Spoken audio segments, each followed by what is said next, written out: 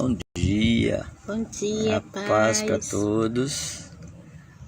Hoje um dia bonito, né? Aqui o tempo. Dia 25 de janeiro, né? Aniversário de São Paulo. A nossa terrinha natal, né? Parabéns para ela. Tem muita história, né? 469 anos. Esperamos que a gente consiga colaborar para ter futuro melhor, sempre, né? Não só a nossa cidade, nosso país, quem sabe também, no tempo de Deus, o nosso mundo, né? E aí a oração da manhã, hoje, depois da gente orar e tudo. Tá lá no livro de Romanos, capítulo 7. Isso. Que diz assim: meus irmãos, será que vocês não conhecem será que vocês que conhecem a lei ainda não compreendem que quando uma pessoa morre, a lei não tem mais nenhum poder sobre ela? Deixe-me ilustrar. Quando uma mulher se casa, fica presa pela lei ao marido enquanto ela viver. Se contudo ele morrer, ela não estará mais ligada a ele. As leis do casamento não mais se aplicam a ela. Ela poderá então casar-se com outra pessoa se assim o quiser. Isso estaria errado enquanto ele estivesse vivo, porém está perfeitamente certo depois da morte do marido. Assim, meus irmãos, vocês também morreram para a lei. E isso aconteceu por meio do corpo de Cristo, para pertencerem a outro, isto é, aquele que ressuscitou dos mortos, para que vocês também possam produzir bom fruto, isto é, boas obras para Deus. Quando a velha natureza ainda os dominava, havia desejos pecaminosos agindo dentro de vocês, dando-lhes vontade de fazer tudo aquilo que Deus não quer, produzindo obras pecaminosas, o fruto da morte. Agora, entretanto, vocês foram libertados da lei, porque morreram para aquilo que antes os prendia. Assim, agora vocês são livres para servir a Deus, não da maneira antiga, obedecendo à velha forma da lei escrita, mas da maneira nova, obedecendo ao Espírito de Deus. É muito importante a gente ter atenção nisso aqui, porque as pessoas confundem. Às vezes elas acham que eu aceitei Jesus, então eu morri para o mundo, eu nasci de novo, né? E agora eu não preciso mais seguir a lei de Moisés, né? Principalmente o que tem lá a ver com os 10 mandamentos e tal. E a ideia não é essa. A questão aqui é que você não vai obedecer a velha forma que da lei escrita apenas, que você tem que ficar ali que nem uma receita de bolo. Não. Mas de maneira nova. Então assim, que é através do Espírito Santo que mora em você agora, já que você nasceu de novo, o Espírito Santo mora em você e ele gravou, né, o que Deus quer de você no seu coração e na sua mente. Você precisa obedecer o que o Espírito Santo te alerta constantemente.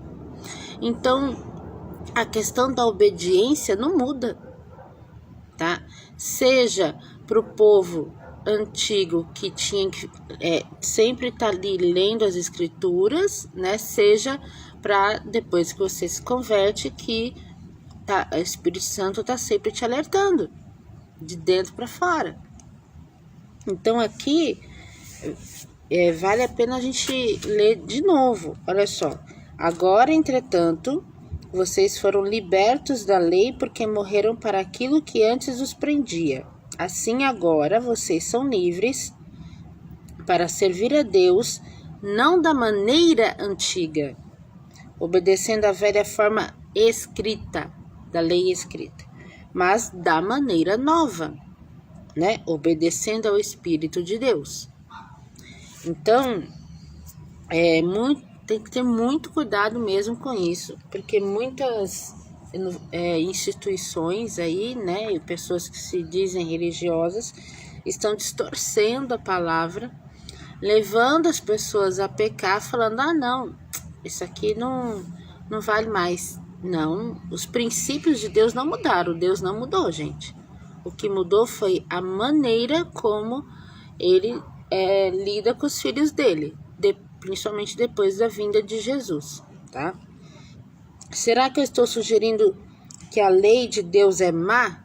Claro que não. A continuação aqui. Eu não teria conhecido o pecado a não ser pela lei. Eu não conheceria o que é cobiça se a lei não dissesse não cobice. O pecado, no entanto, se aproveitou dessa lei para despertar em mim todo tipo de desejo cobiçoso. Somente se não houvesse leis para serem quebradas é que não haveria pecado. Antes eu vivia sem a lei, mas quando a lei veio, ela despertou o pecado em mim e então eu morri. Portanto, no que dizia respeito a mim, a boa lei que deveria mostrar-me o caminho da vida, em vez disso me trouxe a morte. O pecado me enganou, tomando as boas leis de Deus e usando-as para me fazer culpado de morte. O que eu creio que ele está tentando explicar aqui é mais ou menos assim. Sabe quando você fala para a criança, não faz isso? Ela não fica doida para fazer? Ela não sabe. Ela nem sabia que não podia fazer, mas você falou que não podia e pronto, lascou. Uhum. Aí ela vai querer. Isso desperta. Curiosidade. Então, quando você impõe uma lei de fora para dentro para alguém, tudo que acontece é que a pessoa fica com mais vontade de pecar. Agora, a partir do momento que Jesus veio e morreu por nós e pagou a conta de todo mundo, tá? Quem realmente crê em Jesus vai ter o Espírito Santo morando no seu coração, e aí é como se ele estivesse te blindando contra tudo isso, inclusive da vontade de pecar. Você não, ele vai trabalhando em você de dentro para fora, que essa vontade vai embora, nem passa mais pela tua cabeça. É claro que esse tratamento não é do dia para a noite, né? É um processo e vai acontecendo enquanto você estiver vivo, enquanto você estiver aqui, né? Até o último segundo, amor, seus olhos, até o último segundo. Então, continuando. Mas como vocês veem, a lei em si é santa, justa e boa. Mas como pode ser isso? A lei que era boa me levou à morte? De forma alguma. Foi o pecado que fez isso. Pois o pecado, usando o que era bom, me trouxe à morte, para que ficasse bem claro o que o pecado realmente é. Porquanto o pecado utilizou-se das boas leis de Deus para seus próprios fins perversos. Sabemos que a lei é espiritual, né, ou divina, e a dificuldade não está com ela, e sim comigo, pois eu estou vendido como escravo ao pecado. Não entendo o que faço, pois realmente quero fazer o que é correto, porém eu não consigo. Faço sim aquilo que eu odeio. Se faço o que não quero, isso prova que a lei em si é boa. Nesse caso, não o posso evitar por mim mesmo, porque já não sou eu que estou fazendo, mas o pecado que está dentro de mim. É uma briga interna e externa, né?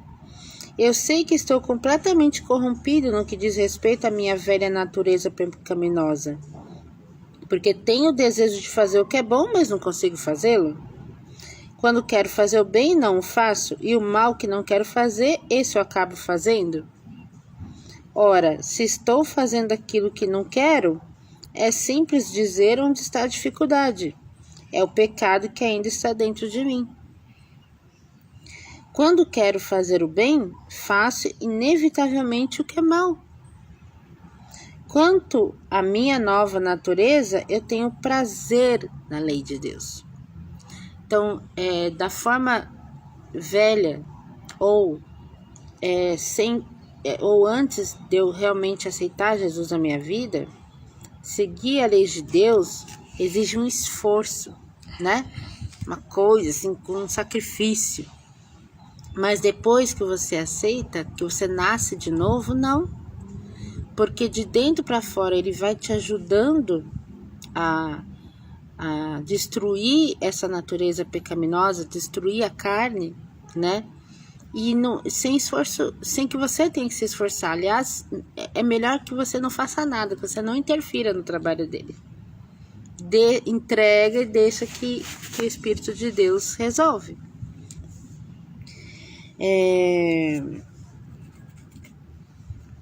Continuando então, quando quero fazer o bem, faço inevitavelmente o mal. Quanto à minha nova natureza, eu tenho prazer na lei de Deus.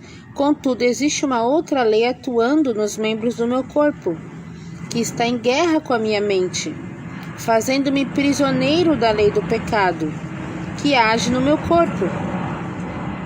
Que situação terrível é essa em que me encontro!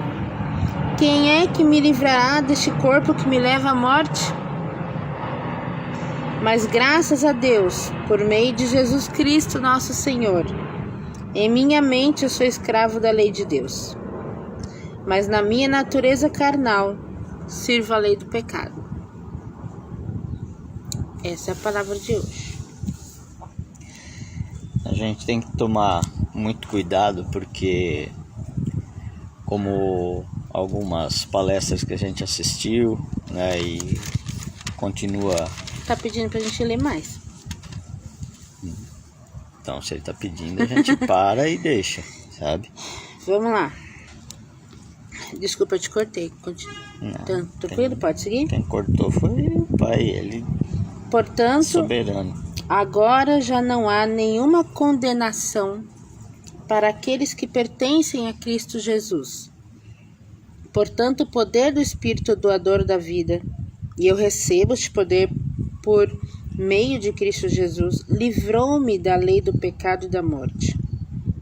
Não estamos a salvo das garras do pecado só pelo fato de conhecermos os mandamentos de Deus, pois não podemos guardá-los. Mas Deus pôs em ação um plano diferente a fim de nos salvar. Ele enviou seu próprio Filho, em corpo humano, como o nosso, a fim de destruir o controle do pecado sobre nós, dando-se a si mesmo como sacrifício por nossos pecados. Assim, agora podemos obedecer às leis divinas se seguirmos o Espírito Santo e não mais obedecermos à velha natureza pecaminosa que está dentro de nós. Aqueles que se deixam controlar por sua natureza humana vivem tão somente para agradar a si próprios. Mas aqueles que vivem de acordo com o Espírito constatam que têm a sua mente controlada pelo Espírito. Seguir o Espírito Santo conduz à vida e à paz, mas seguir a velha natureza leva à morte, porque a velha natureza pecaminosa dentro de nós é inimiga de Deus. Ela nunca se submete à lei de Deus e nunca o fará. É por essa razão que aqueles que ainda estão sob o controle de sua própria natureza pecaminosa não podem agradar a Deus. Vocês, porém, não são controlados pela natureza humana. Vocês são controlados pelo Espírito, se de fato o Espírito de Deus está morando em vocês, né? Percebam que nessa última parte que eu li, em nenhum momento a gente está falando que a gente perde o livre-arbítrio, tá? Então a gente Isso é constante. Continua podendo escolher, vou seguir o Espírito ou não, mas a gente já sabe o resultado de ambos os caminhos. Então lembre-se de que se alguém não tiver o Espírito de Cristo, esse não pertence a Cristo, né? Mas, se Cristo vive dentro de vocês, seus corpos estão mortos por causa do pecado. No entanto, o Espírito está vivo por causa da justiça.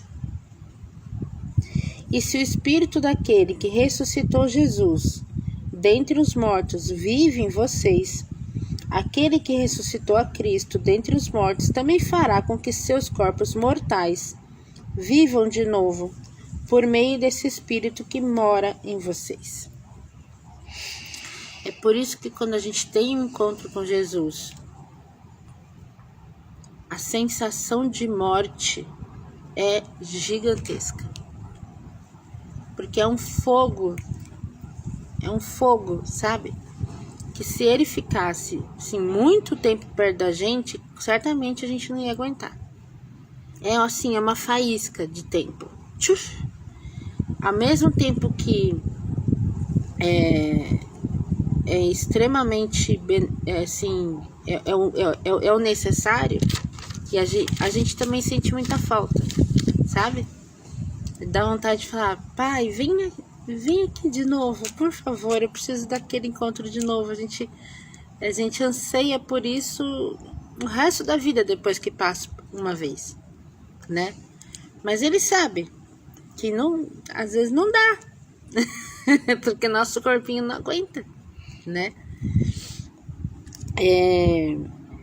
Portanto, irmãos, vocês não têm para com a velha natureza pecaminosa qualquer obrigação de fazer o que ela lhes pede. Pois se vocês continuarem a segui-la, estão perdidos e perecerão. Mas se a destruírem juntamente com as suas más obras, por meio do poder do Espírito, vocês viverão. Porque todos que são dirigidos pelo Espírito de Deus são filhos de Deus. Pois vocês não perceberam o Espírito que os torna escravos medrosos e servis, mas receberam o Espírito que os adota como verdadeiros filhos, pelo qual clamamos: Abba, Pai. O próprio Espírito fala no íntimo dos nossos corações, dizendo-nos que somos realmente filhos de Deus. E se somos os seus filhos, então somos herdeiros, herdeiros de Deus e co-herdeiros com Cristo. Mas se vamos participar da sua glória, precisamos também participar dos seus sofrimentos.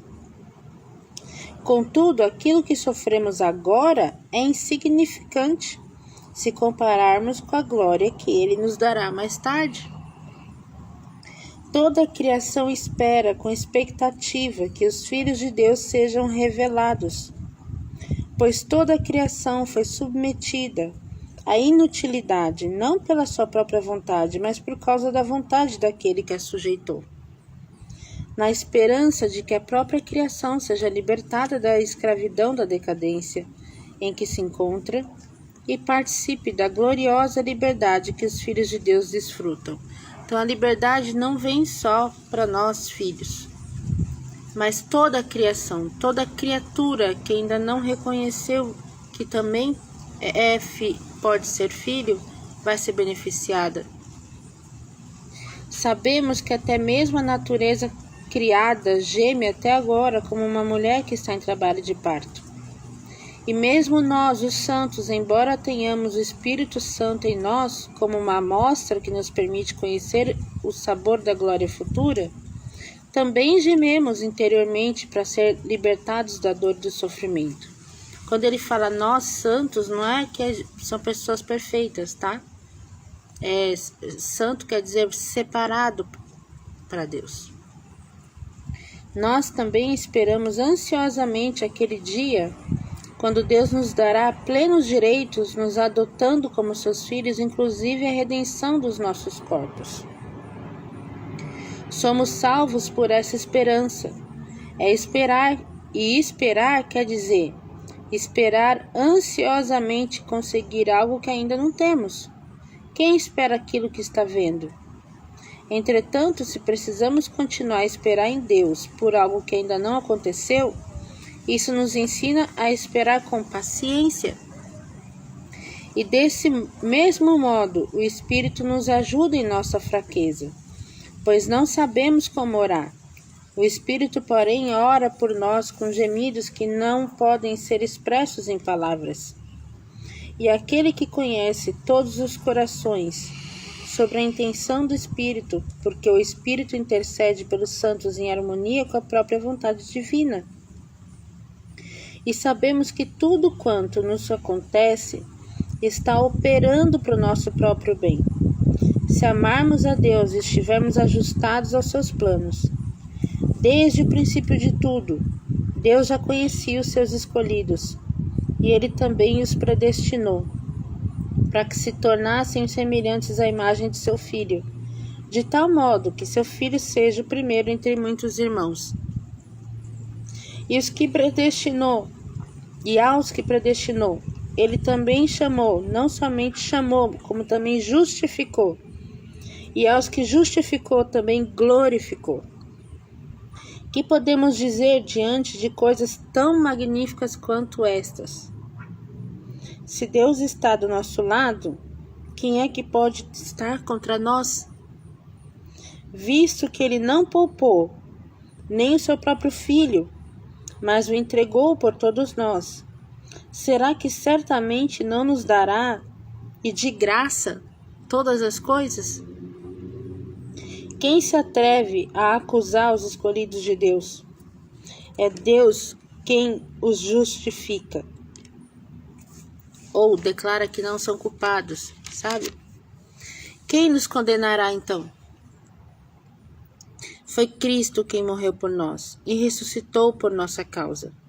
E agora está sentado à direita de Deus e também intercede por nós. Quem então pode nos separar do amor de Cristo? Será sofrimento ou angústia, ou perseguição, ou fome, ou nudez, ou perigo, ou a própria morte? Como está escrito: mas o fato é que, por sermos fiéis ao Senhor, estamos sofrendo perigo de morte a todo instante. Somos como ovelhas destinadas ao matadouro. Mas apesar de tudo isso, temos uma vitória esmagadora por meio daquele que nos amou. Estou convencido de que nada poderá nos separar do seu amor. Nem a morte, nem a vida, nem os anjos, nem principados e potestades, nem o presente, nem o futuro, nem um lugar bem alto no céu, ou nas profundezas do mar, nem qualquer outra coisa será capaz de separar-nos do amor de Deus que está em Cristo Jesus, o nosso Senhor. Então é isso. A palavra de hoje é uma coisa de você acreditar e servir, né? Porque mais honra do que ser escolhido para realizar uma tarefa para o próprio Deus, independente do sacrifício que vai ser feito, é para Ele. Então não existe honra maior do que realizar um trabalho para Deus, né?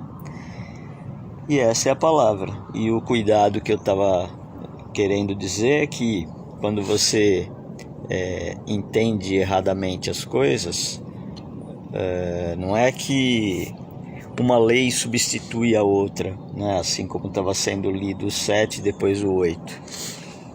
É que ela se complementa. Os filhos antes não tinham o conhecimento da palavra diretamente, hoje tem. E está gravado, né? Porque Jesus falou que antes a palavra tinha que ser lida.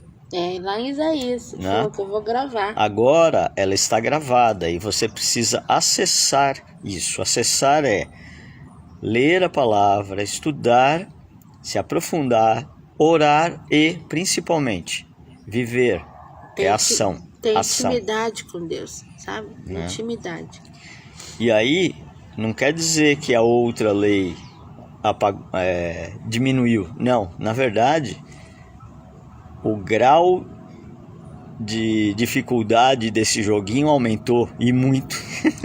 A lei é a mesma, é a forma como nós vivemos ela que mudou, que muda quando você realmente morre para o mundo e nasce para Jesus.